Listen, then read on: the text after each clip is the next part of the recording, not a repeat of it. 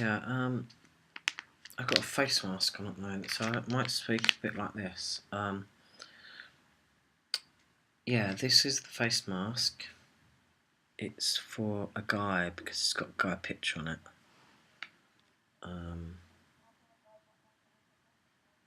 Unclogs pores and clears oil, it says, and it's licorice. Smells like licorice when I put it on. I think one of the reasons I had two of them, you see, one's on me, this one's unopened. It's my friend who's transitioning, and he came over to stay on Friday, and I thought it'd be nice if we could both do these and eat pizza and ice cream. I'm trying to dry it now like that. Yeah, but the thing is that yeah, I was trying to kind of I wanted to upload a video about this because it's a really important subject, really. But I didn't really know how to talk about it, so I suppose if I look like this, it makes it easier to actually say my emotions. This is quite good actually because I can feel through this. I can feel where my beard stuff is coming in. It's a very strange kind of beard that I've got going on. Some down here and more lighter here. It's not really good enough at the moment to be able to grow a full beard, but I would like to in the future.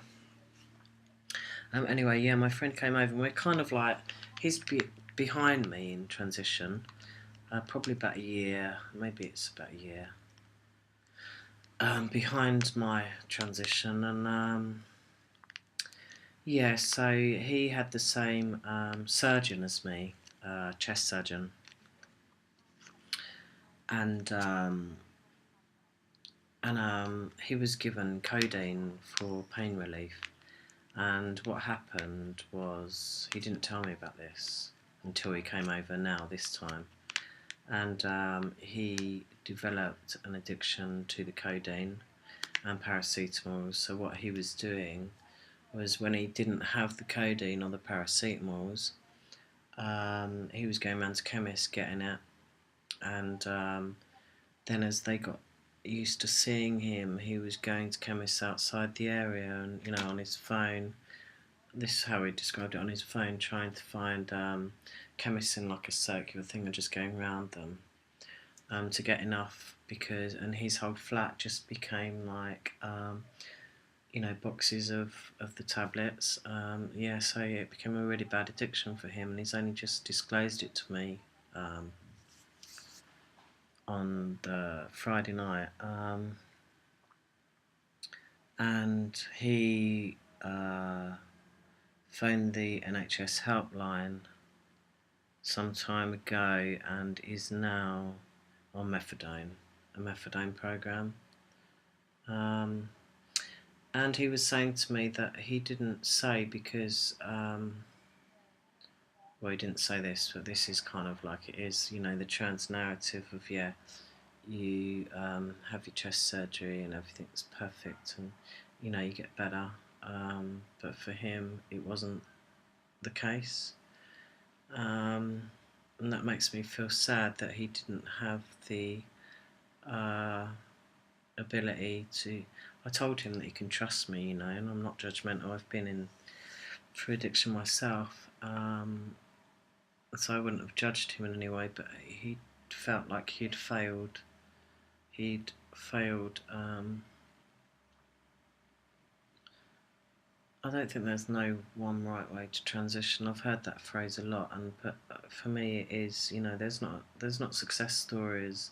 It's like life in general. There's things that happen on our journeys of life, and it's I've really come to the understanding through experience that it's not really what happens. Really, it's how we respond, or I respond to what happens. I more and more I'm seeing myself as a human being, and that phrase, I'm just being human being, and I find identification with other people a lot more now. I thought I was different. But yeah, I'm just the same old kind of human being as many of us are, and we all are. Yeah, so for him, it was really painful for me to see because I got some pizza and brought it back to my flat, and he couldn't hardly eat his. When before he's loving his food, and yeah, he couldn't hardly eat because he couldn't swallow. And the next day I took him out for breakfast, and he couldn't. He just had something small like a bacon sandwich. I had a nice fry up, and he couldn't swallow.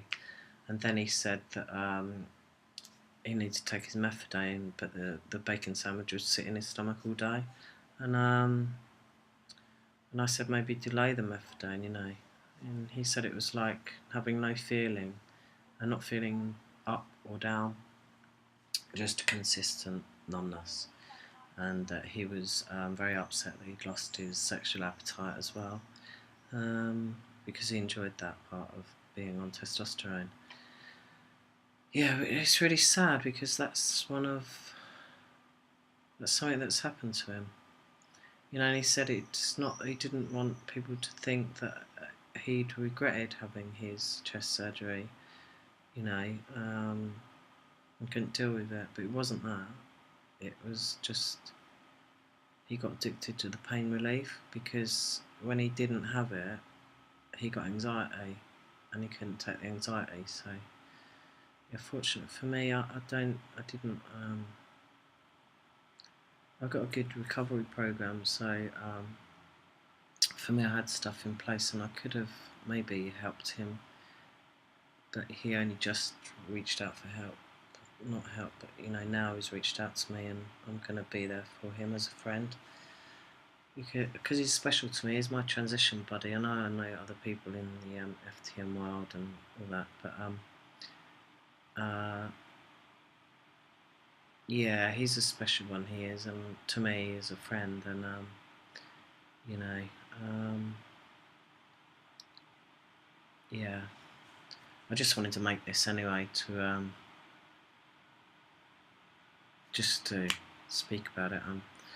Yeah, I've put this on because I wanted us both to use it. It'd be quite nice, but didn't so happen. So I'm still going to do it myself. I've got an outbreak of acne on my chin, and seeing if this will help it. Really, feels quite nice. Getting very hard. It said 15 minutes, but it's still not dry everywhere. So I think I'll leave that and then take it off. Anyway, it's a good way to spend my Sunday early evening. Um, yeah, so that's an update from me.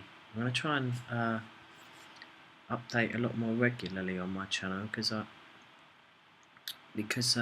think it's a good kind of space to process um, things that's going on for me and during the journey of transition.